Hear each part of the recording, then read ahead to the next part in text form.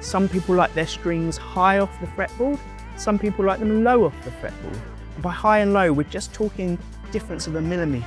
From this angle, you can see the screws on this saddle, the grub screws are all the way out. So this saddle is screwed as far down as it will go, it's touching the base of the guitar, of the bridge. If I tighten these screws, let's just do it very quickly, you can see that what it does is it raises the height of the saddle. So now you can see the saddle is way above the ridge here. It's got much higher. And that is basically how you adjust the string height. Let's loosen it again, you can see it getting lower. So we use those to adjust the string height. Remembering that you can adjust the 2 screws on each side of one saddle to different heights. So you could have this side a bit higher than this side.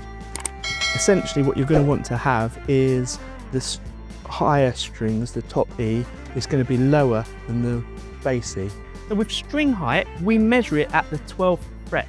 So here I'm at the 12th fret, I'm measuring it with a ruler. The height from the bottom of the string to the top of the fret, or the other way around, top of the fret to the bottom of the string.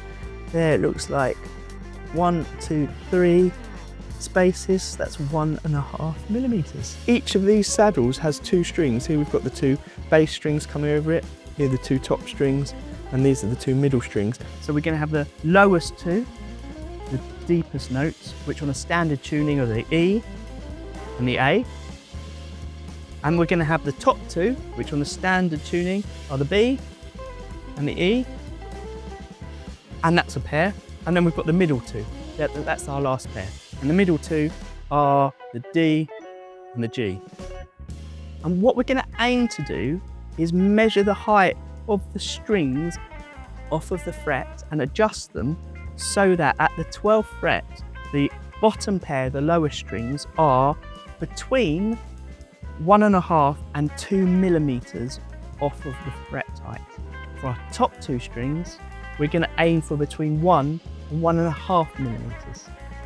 And then the middle 2 are going to sit between those. Now I'm doing it in millimeters because I'm in the UK, but here's the conversion if you want to do it in inches. And remember, this is just a guide. So if you're watching this and find it useful, maybe you'll consider hitting the super thanks button and giving me a tip. Every penny helps because I make these videos for free.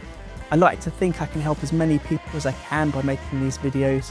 And if you're not in a situation where you can give a tip, why don't you just leave a comment to say hi, because knowing that I've helped someone is brilliant. Knowing that these videos are useful and watched is excellent. And until next time, happy strumming.